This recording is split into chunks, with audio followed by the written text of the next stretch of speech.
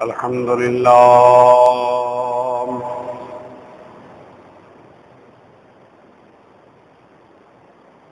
الحمد لله وكفى وسلام على عباده الذين اصطفى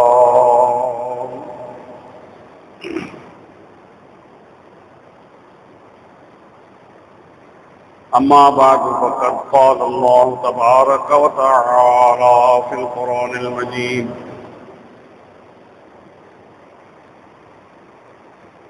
أعوذ بالله من الشيطان الرجيم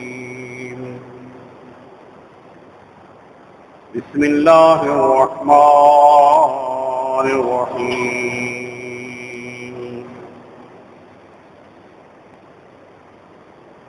وَإِذِ ابْتَلَى إِبْرَاهِيمَ رَبُّهُ بِكَلِمَاتٍ فَأَتَمَّهُنَّ قَالَ إِنِّي جَاعِلُكَ لِلنَّاسِ إِمَامًا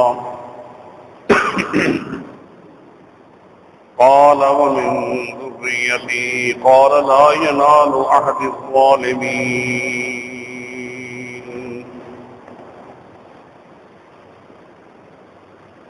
وقال الله تعالى في مقام آخر يا أيها الذين آمنوا اتقوا الله حق تقاته ولا تموتن إلا وأنتم مسلمون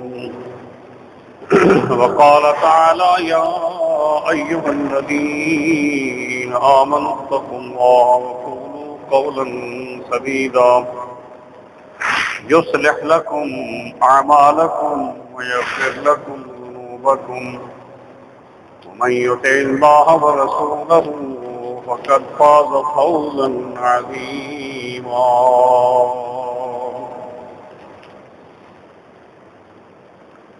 سورہ بقرہ کی آیت کریمہ آپ کے سامنے تلاوت کی گئی ہے۔ اللہ رب العزت احکم الحاکمین ارشاد فرماتے ہیں کہ اور جب ہم نے یعنی ابراہیم علیہ السلام کے پروردگار نے ابراہیم علیہ السلام کو چند باتوں میں آزمایا تو وہ اس میں پورے اترے، ہم نے انہیں فرمایا کہ بے شک ہم نے آپ کو پوری دنیا کا امام بنا دیا، دنیا کے تمام لوگوں کا ہم نے آپ کو امام بنا دیا۔ اس نے کہا اور میری اولاد میں بھی ایسا ہی ہوتا رہے گا۔ اللہ نے فرمایا کہ ہمارا عہد جو ہے وہ ظالموں کے لیے نہیں۔ صدق اللہ العظیم۔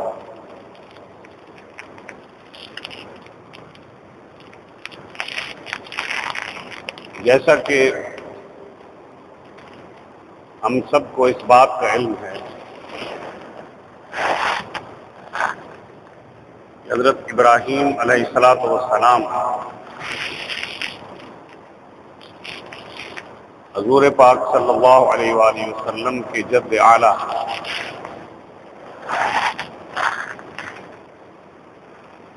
ابراہیم علیہ السلام کی اولاد میں سے اللہ تعالیٰ نے پیغمبر اور رسول مبعوث فرمائے۔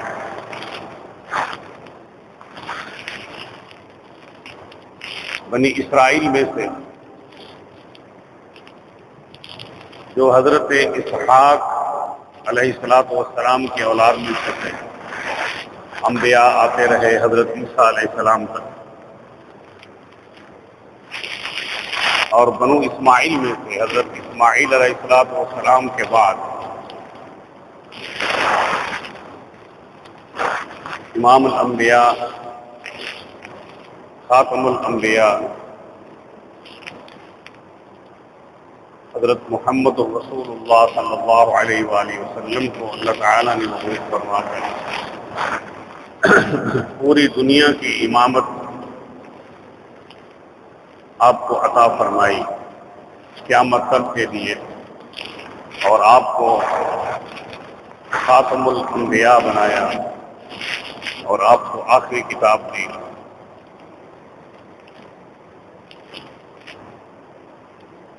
ابراہیم علیہ السلام کی جو تحریک ہے، قرآن نے اس تحریک کو بڑی عظمت والی تحریک قرار دیا کہ توحید کی دعوت کے لیے ابراہیم علیہ السلام نے جو تبلیغ فرمائی اپنے عہد رسالت میں، وہ ایک منفرد انداز۔ اس لیے قرآن اور سنت کی روح سے ابراہیم علیہ السلام کا جو مرتبہ ہے وہ موحدین کے امام کا مرتبہ ہے، کیونکہ اللہ نے قرآن میں یہاں فرمایا کہ قال انی جاعلک للناس اماما، کہ ہم نے کہا کہ اے ابراہیم علیہ السلام، ہم نے آپ کو پوری دنیا کے لوگوں کا امام بنا دیا۔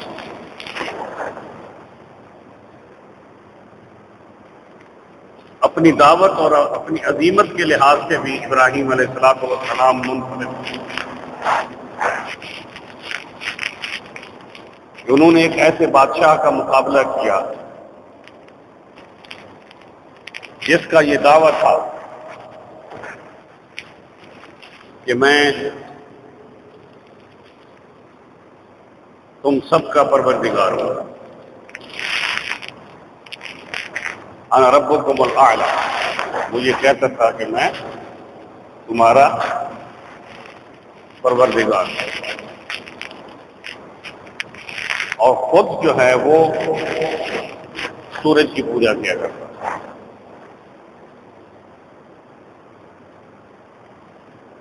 اپنے ذوم میں یہ سمجھتا تھا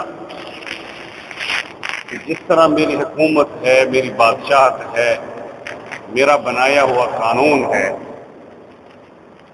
اسی طرح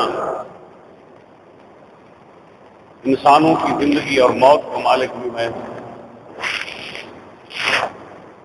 اپنے ذوم میں، کیونکہ اس کو اس بات کا علم نہیں تھا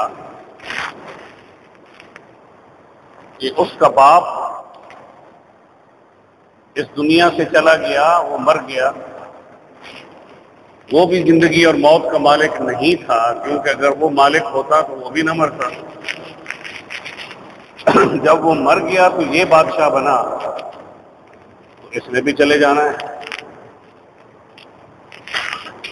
تو یہ بات کہ جو اپنے آپ کو بڑا سمجھ بیٹھتے ہیں، وہ اپنے لیے حقیقتوں کو بھول جاتے ہیں۔ جس طرح انسان جب اپنی موت کو بھول جاتا ہے تو اس کی زندگی کامیاب نہیں رہتی۔ جنازے بھی پڑھتا ہے، میتوں کو کندھے بھی دیتا ہے، ان کو قبر میں اترتے ہوئے دیکھتا بھی ہے، اتارتا بھی ہے، لیکن اپنی موت کو وہ بھول جاتا ہے کہ مجھے بھی موت آنی ہے۔ چند لمحوں کے لیے اگر اس کو یہ بات ذہن میں آتی ہے کہ مجھے بھی جانا ہے، تو پھر وہ اس کو جھٹک دیتا ہے کہ نہیں، ابھی بڑی دیر ہے، پتہ نہیں کب وقت آئے گا، ابھی موقع میرا نہیں ہے۔ تو یہ جو چیز ہے وہ انسان کو ناکام کر دیتی ہے، اور خاص طور پر مسلمان کو ناکام کر دیتی ہے۔ اور یہی چیز جو ہے وہ نمرود کے پاس بھی تھی کہ وہ ناکام ہو گیا اس لیے کہ وہ اپنی موت کو بھول گیا۔ قرآن مجید اسی سورہ بقرہ کے اندر اللہ تعالیٰ نے اس واقعے کا ذکر فرمایا. ألم تر إلى الذي حاج إبراهيم في ربه أن آتاه الله الملك إذ قال إبراهيم ربي الذي يحيي ويميت قال أنا أحيي وأميت قال إبراهيم فإن الله يأتي بالشمس من المشرق فأت بها من المغرب فبهت الذي كفر والله لا يهدي القوم الظالمين. اللہ فرماتے ہیں کہ اے پیغمبر علیہ الصلوۃ والسلام، کیا آپ نے اس واقعے کو نہیں دیکھا، غور نہیں فرمایا کہ جب ابراہیم علیہ الصلوۃ والسلام اپنے پروردگار کے لیے ایک ایسے بادشاہ کے سامنے دلائل دے رہا تھا کہ وہ بادشاہ جس کو حکومت ملی تھی کہ میرا پروردگار وہ ہے جو زندگی اور موت کا مالک ہے. یہ دلیل تھی ظاہر توحید، اللہ کی وحدانیت کی، اللہ کے خالق اور مالک ہونے کی، اللہ کے الہ ہونے کی، کہ وہ لا شریک. اس نے اس بات کا برا منایا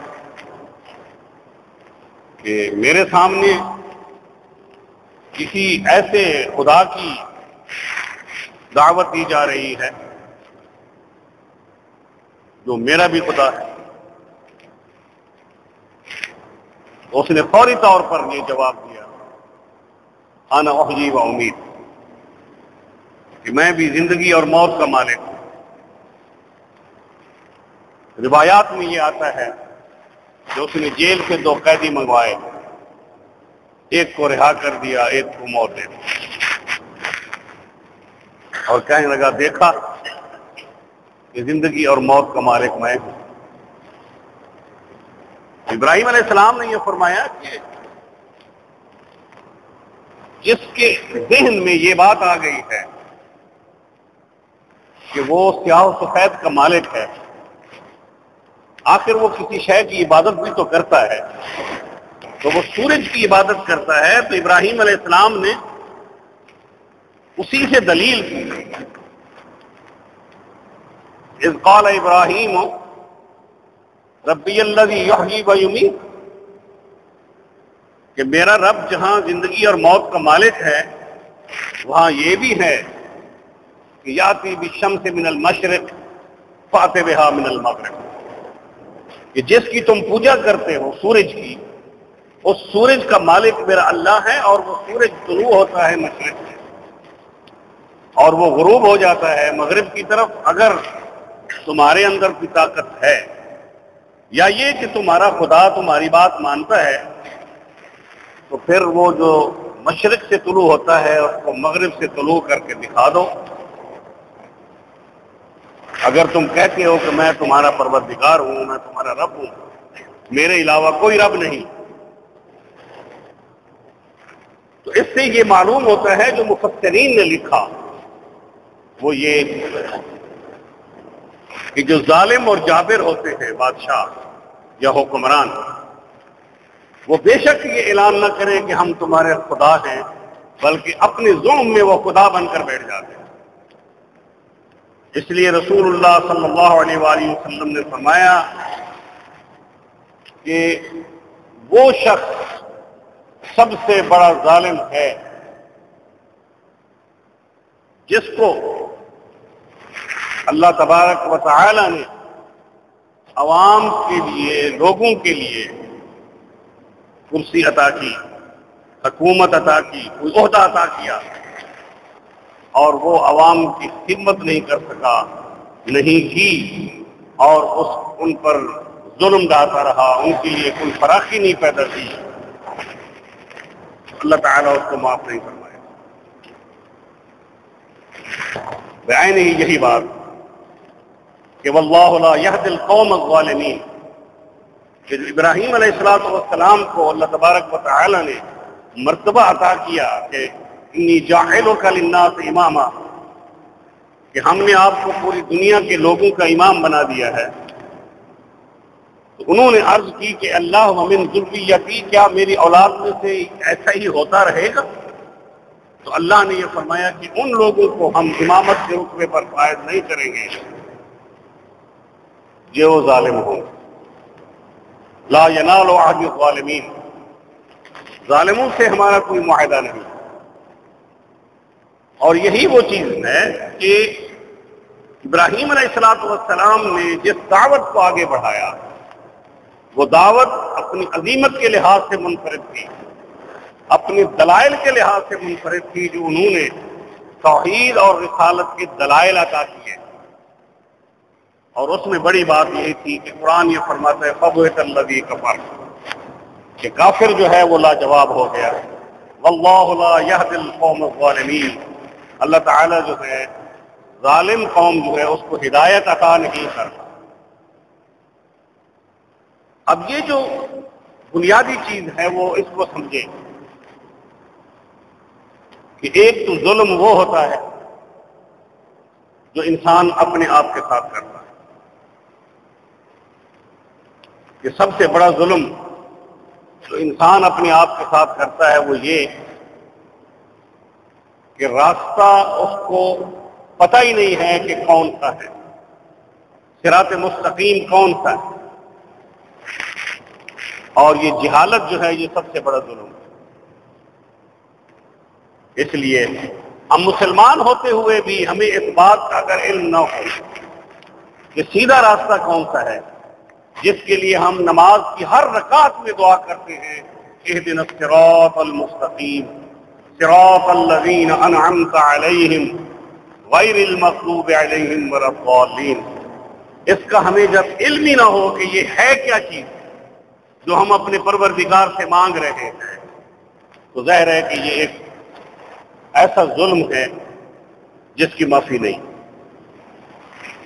اس لیے میں یہ دعوت دیتا ہوں ابراہیم علیہ السلام کی اس دعوت کے حوالے سے کہ ہم سب کو قرآن کا مطالعہ کرنا چاہیے۔ جہاں قرآن کی تلاوت ہمیں کرنی چاہیے وہاں قرآن کا مطالعہ بھی کرنا چاہیے، اور اس مطالعے کو حفظ جاں بنا لینا چاہیے۔ اس کو کیجول نہیں لینا چاہیے کہ کوئی بات نہیں، قرآن ہے پڑھ لیں گے، تلاوت بھی کر لیں گے، گھر میں تو پڑھا ہے، کوئی حرج نہیں ہے۔ اور یہی وہ چیز ہے جس نے ہمیں راستے سے بہکا دیا ہے کہ اگر ہم، ایک بڑی عجیب سی بات ہے، میں آپ سے عرض کرنا چاہتا ہوں کہ ایک جگہ پہ قرآن مجید کی تلاوت ہو رہی تھی، قرآن پڑھا جا رہا تھا، دعوت ہو رہی تھی قرآن کی ترجمے کے ساتھ،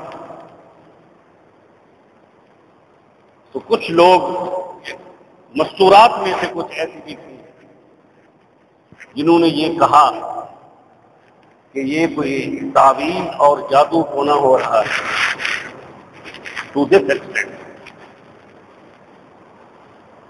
کہ سامنے قرآن ہے، قرآن کی دعوت ہو رہی ہے، قرآن کا ترجمہ ہو رہا ہے، قرآن کی تشریح ہو رہی ہے، اور وہ یہ تبصرہ کر رہے ہیں، مسلمان ہیں، غیر مسلم نہیں، جبکہ قرآن یہ کہتا ہے کہ اس وقت جو تبصرہ ایسا کیا کرتے تھے لوگ وہ کافر تھے، وہ یہ کہتے کہ قالوا ان ھذا الا سحر مبین۔ اب ہمارا معاملہ اسلام والا ہے، لیکن ہم کیونکہ جاہل ہیں، ہمیں یہ پتہ ہے کہ تعویذوں سے کام ہو جاتا ہے، ٹونا کرنے سے کام ہو جاتا ہے، لہذا قرآن سے بھی تعویذ ہو جاتا ہے، قرآن سے بھی ٹونا ہو جاتا ہے، لہذا وہ بھی یہی سمجھے کہ یہی کچھ یہاں ہو رہا ہے۔ تو یہ سب سے بڑا ظلم ہے۔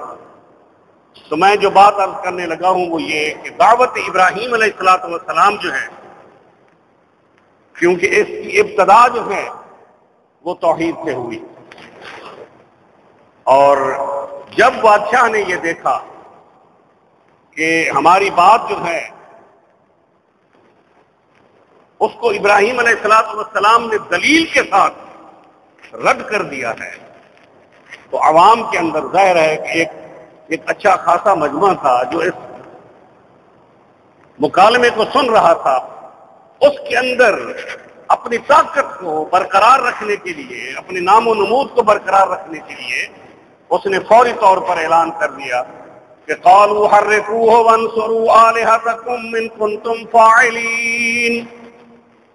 اس دعوت کا، اس عزیمت کا، اس دلیل کا جو سائنٹیفک اور فطری دلیل تھی، اس نے یہی جواب دیا کہ اس شخص کو جو اکیلا ہے اس کو زندہ جلا دیا جائے۔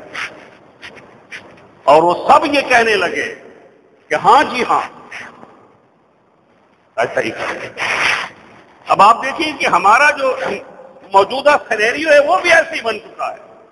کوئی بھی سیاسی لیڈر ہے، کوئی بھی مذہبی لیڈر ہے، وہ سٹیج پہ کھڑے ہیں، وہ جو کہتے ہیں جی ہاں جی یوں کریں، جتنے مجمع میں بیٹھے ہاں جی ایسے ہی کریں، بلا سوچے سمجھے، کوئی عقل کی بات، کوئی دلیل کی بات، کوئی تعلیم کی بات، کچھ نہیں، بس ایک موب ہے، اس موب کو کچھ لوگ لیڈ کر رہے ہیں اور جیسا وہ کہتے ہیں وہ ویسا کرتے چلے جاتے ہیں، جبکہ حقیقت بالکل اس کے خلاف ہوتی ہے۔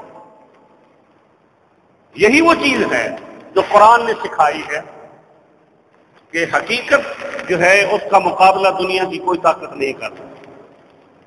ابراہیم علیہ السلام کے بارے میں سب نے یہ کہہ دیا کہ حرقوہ، جلا دو، وانصروا آلہتکم، کہ اپنے خداؤں کی مدد کرو، ان کنتم فاعلین، اگر تم کر سکتے۔ اب عقل کی بات دیکھیں کہ ایک آدمی کو جلانے کے لیے اتنا بڑا اہتمام کیا جا رہا ہے، آگ کے لیے اتنا بڑا اہتمام کیا جا رہا ہے کہ پتہ نہیں کہ پوری دنیا جلانی ہے۔ اور ابراہیم علیہ السلام کے بارے میں اللہ تعالیٰ نے یہ فرمایا، قرآن کے اندر ہے کہ ان کو کچھ پرواہ بھی نہیں۔ مجھے یاد پڑتا ہے تاریخ میں نے کہیں پڑھا تھا کہ تحریک مجاہدین کے امیر تھے، ان کو انگریزوں نے پھانسی کی سزا دے دی، سزائے موت۔ تو جب ان کو یہ سزا سنائی گئی تو ان کا چہرہ جو ہے وہ سمسما اٹھا خوشی کے مارے، اور ان کا چہرہ جو ہے وہ سرخ ہو گیا جیسے خالص سرخ سیب ہوتا ہے۔ تو وہ انگریز نے پوچھا کہ یہ کیوں ہو گیا؟ کہنے لگا یہ تو خوش ہو گیا کہ جنت الفردوس ملے گی۔ اچھا ایسے ہو گیا تو ہم اس کی پھانسی کی سزا ختم کرتے ہیں، ہم تو ان کو تکلیف دینا چاہتے ہیں، تو یہ تکلیف محسوس نہیں کرتے۔ آج آپ اس بات کو اندازہ کریں کہ ہم جب غازی علم دین شہید کا نام لیتے ہیں کہ جس نے گستاخ رسول کو ختم کیا، اور انہوں نے یہی کہا کہ یہی تو ہماری زندگی کا اصل سرمایہ ہے، یہی اصل نیکی ہے جو ہم نے کی، اس کو ہم مٹا نہیں چاہتے۔ آج کے اس سینیریو میں بھی دیکھیں کہ ہماری عدالتیں جو ہیں وہ اندھی ہو چکی، معاملات جو ہیں وہ لوگ اپنے ہاتھوں میں لے لیتے ہیں۔ ہم اس چیز کی طرف اشارہ نہیں کر رہے کہ کوئی شخص اٹھے اور وہ جا کر کسی کو قتل کر دے اس بنا پر کہ اس نے یہ غلطی کی ہے۔ ہم یہ کہتے ہیں کہ عدالتوں کا نظام درست ہونا چاہیے تاکہ عوام جو ہے وہ اطمینان کا سانس لے کہ اللہ کی کتاب اور اس کے رسول کی سنت پر جو عمل ہو رہا۔ اگر یہ عمل نہیں ہو رہا تو سب سے پہلے عدالتوں کو سزائے موت ہونی چاہیے تاکہ نظام جو ہے وہ قرآن و سنت کے مطابق آئے۔ تو یہی وہ بات ہے کہ ابراہیم علیہ السلام کا مقابلہ جو ہے وہ نہیں ہو سکا تو آگ میں جلانے کا حکم دیا۔ تو روایت کے اندر یہ آتا ہے کہ فرشتہ جو ہے وہ حضرت ابراہیم علیہ السلام کے پاس آیا اور اس نے آ کر کے یہ کہا کہ آپ کو پتا ہے کہ آپ کو جلایا جائے گا؟ فرماتے ہیں بالکل ہاں پتا ہے۔ تو اگر آپ اجازت دیں تو یہ آگ جو آپ کے لیے جلائی جا رہی ہے یہ میں اٹھا کر ان کے اوپر پھینک دوں، یہ سارے جل جائیں گے؟ فرمایا کہ اس کی ضرورت نہیں۔ پھر فرشتے نے یہ کہا کہ آپ اللہ سے مانگتے کیوں نہیں کہ اللہ تعالیٰ آپ کو اس سے نجات دے دے؟ فرمانے لگے کہ مانگوں تو اس سے جو دلوں کے رازوں کو نہ جانتا ہو۔ جو دلوں کے رازوں کو جانتا ہے اس سے مانگنے کی کیا ضرورت ہے؟ وہ تو خود دیکھ رہا ہے، فیصلہ اس نے کرنا ہے۔ وہ جو دنیا کی عدالت ہے اس نے تو فیصلہ کر دیا کہ اس کو جلا دو، اس کو سزائے موت دے دو۔ اب فیصلہ میرے رب کے پاس ہے کہ اس نے کیا اس کو امپلیمنٹ ہونے دینا ہے یا نہیں ہونے دینا۔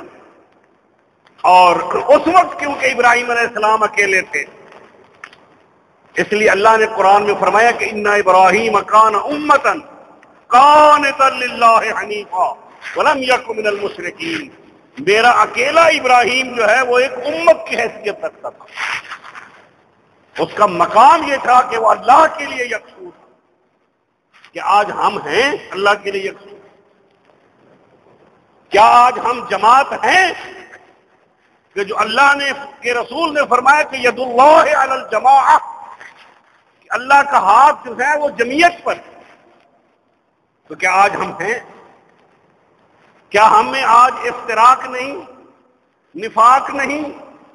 کیا ہم میں وہ تفرقہ نہیں جو اسلام کو ٹکڑے ٹکڑے کرنے والا ہے؟ کہ آج ہم نے اس آیت پر عمل کیا ہے جو قرآن کہتا ہے کہ ہم نے وَاعْتَصِمُوا بِحَبْلِ اللَّهِ جَمِيعًا وَلَا تَفَرَّقُوا، کہ اللہ کی رسی کو تم سارے جمع ہو کر، اکٹھے ہو کر، اپنے ذہن کے لحاظ سے، اپنے ایمان کے لحاظ سے، اپنی دعوت کے لحاظ سے، اپنے جسم کے لحاظ سے، اپنی سوسائٹی کے لحاظ سے۔ آپ کو یاد ہونا چاہیے کہ مجھے ایک دفعہ یاد ہے، کافی دیر پہلے کی بات ہے، جب ڈاکٹر عبدالقدیر خان جو ہیں ان کے اوپر یہ مصائب اور علام جو ہیں وہ ڈھائے جا رہے تھے امریکہ کے کہنے پر اور اسلام کے دشمنوں کے کہنے پر، تو میں نے آپ کو جو میرے شاگرد ہیں اس وقت تھے اور ان سے میں نے اسی مسجد میں یہی بات عرض کی تھی کہ آپ اتنی محنت کریں، اپنے علم کو اتنا عروج پر لے جائیں کہ ہر گھر سے قدیر خان نکل رہا ہو، ہر انجینئر جو ہے اس کو یہ صلاحیت ہو کہ وہ قدیر خان جیسی صلاحیت رکھتا ہے علمی لحاظ سے، تاکہ وہ جو چیز جو ایک آدمی کی طرف پن پوائنٹ ہو گئی ہے وہ پوری امت کی طرف آ جائے۔ اگر آج قرآن کو جلایا جا رہا تو وہ کیوں جلایا جا رہا ہے؟ اس لیے کہ امت مسلمہ جو ہے وہ قرآن سے کوسوں دور ہو رہی ہے۔ جب ان کو یہ پتہ ہو کہ مسلم امہ کے ہر سینے میں قرآن ہے، ہر ذہن میں قرآن ہے، تو پھر یہ اپنی عظمت کے لحاظ سے یہ امت جو ہے جس مقام پر پہنچے گی تو دشمن جو ہے قرآن کو جلانے کی جرات نہیں کرے گا۔ اس کو پتہ ہے کہ یہ امت جو ہے وہ اپنے مقام کے لحاظ سے وہ مرتبہ ہے جو قرآن نے اس کا بیان کیا۔ اگر کہ ہم اپنے مرتبے سے ہٹ گئے، اپنے مقام سے ہٹ گئے، اس لیے کہ ہمارے اندر ظلم آ گیا ہے، لا یہدی القوم الظالمین، وہ ظلم جو ہے وہ سب سے بڑی جہالت ہے، وہ جہالت جو ہے وہ ظلم ہے۔ اور جب اس جہالت کی طرف ہم قدم بڑھاتے ہیں تو اس میں خوش ہوتے ہیں۔ کیوں خوش ہوتے ہیں؟ کیونکہ شیطان ہمیں تبکی دیتا ہے کہ یہ زبان سے تو کہہ رہا ہے اہدنا الصراط المستقیم صراط الذین انعمت علیہم غیر المغضوب علیہم ولا الضالین، یہ صرف زبان سے کہہ رہا ہے، اس لیے کہ یہ آج ان طاقتوں سے ڈرتا ہے جو طاقتیں عیسائیت اور یہودیت کا جال پھیلا رہی ہیں پوری دنیا. لہذا ہم بھی اسی کے غلام بنتے چلے جا رہے ہیں، اسی کو اپنی طاقت بناتے ہیں. اس لیے قرآن کہتا ہے کہ وہ وقت جب آئے گا جس وقت ہم بلائیں گے سب کو، تمام لوگ جو ہیں وہ اکٹھے ہوں گے، اور ظالموں کی کیا کیفیت ہوگی کہ وہ یہ کہہ رہے ہوں گے کہ اللہ یہ جو ہمارے لیڈر تھے آج ان کو دوہرا عذاب دے، کیونکہ انہوں نے ہمیں جو ہے وہ اصل راستے سے ہٹایا تھا. ہم خوش ہو جائیں، ہم تو جا رہے ہیں. اور اس لیے قرآن یہ فرماتا ہے کہ جب فیصلہ ہم کر دیں گے تو اس وقت شیطان جو ہے وہ آ جائے گا، کیونکہ جو رحمان کے بندے ہیں وہ محمد الرسول اللہ صلی اللہ علیہ وسلم کے جھنڈے کے نیچے جمع کر دیے جائیں. ان کے دائیں ہاتھوں میں پروانے جنت کے پکڑا دیے جائیں، اور آدم و من دونہ تحت لوائی، آدم علیہ السلام سے لے کر عیسیٰ روح اللہ تک، پیغمبر بھی، رسول بھی، ان کی امتیں بھی محمد کریم صلی اللہ علیہ وسلم کے جھنڈے کے نیچے ہوں گے. اور یہ لوگ جن کو جہنم کا سرٹیفکیٹ بائیں ہاتھ میں پکڑایا جائے گا، یہ پریشان ہوں گے کہ ہمارا امام کون ہے، ہم کس کے جھنڈے کے نیچے.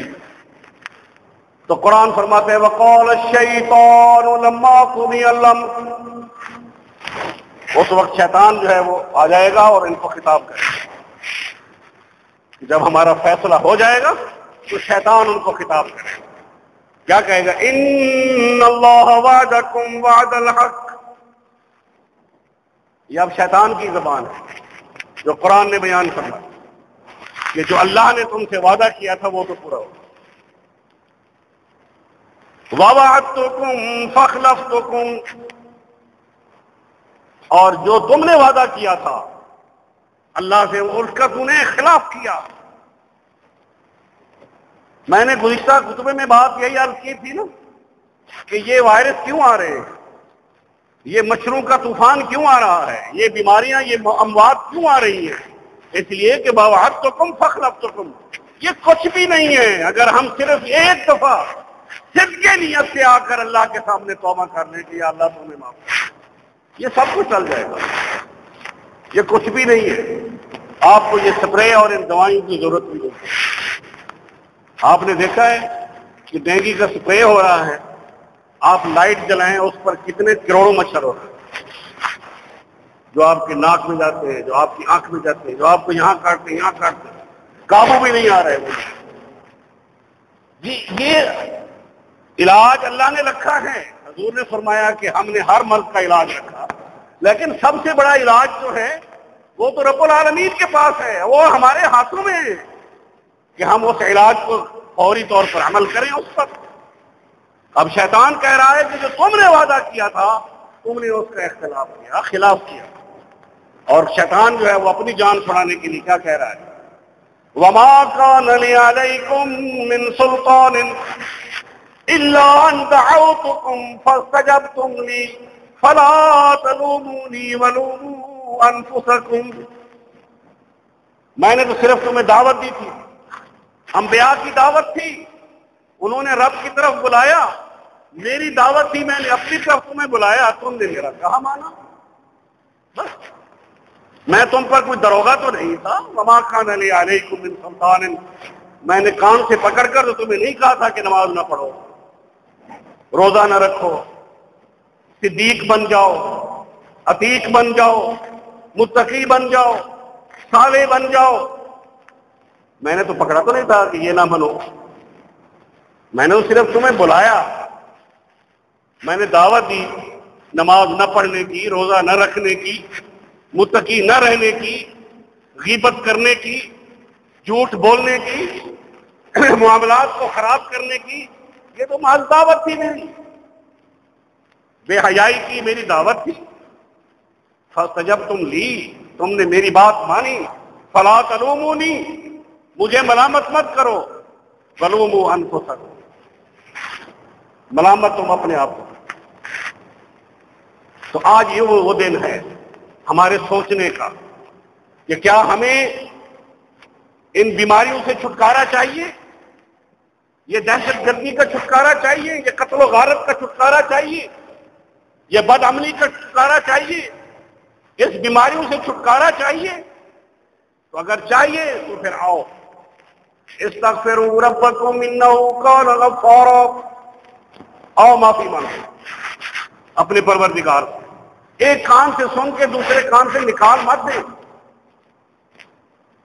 یہ ہمارے معصوم بچے جو یہ اس چیز کا شکار ہو رہے ہیں، یہ تو معصوم ہیں، یہ تو یہاں پڑھنے آئے ہیں۔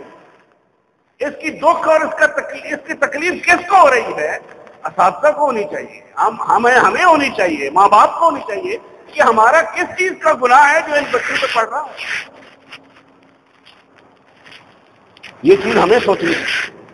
اس لیے قرآن کہتا ہے استغفروا ربکم، آؤ ہمارے بڑے، ہمارے سوچنے والے، ہمارے صاحب اقتدار، صاحب کرسی، ہمارے سارے اکٹھے ہو جائیں، انفرادی طور پر اکٹھے ہو جائیں، اپنے دل کو اکٹھا کر لیں، اپنے ذہن کو اکٹھا کر لیں، یکسو کر لیں اور اللہ سے مانگ لیں کہ یا اللہ تو ٹال دے، تو رحمت للعالمین کو پیغمبر بنا کر بھیجنے والا، تو خود بھی رحیم ہے، تو خود بھی کریم ہے۔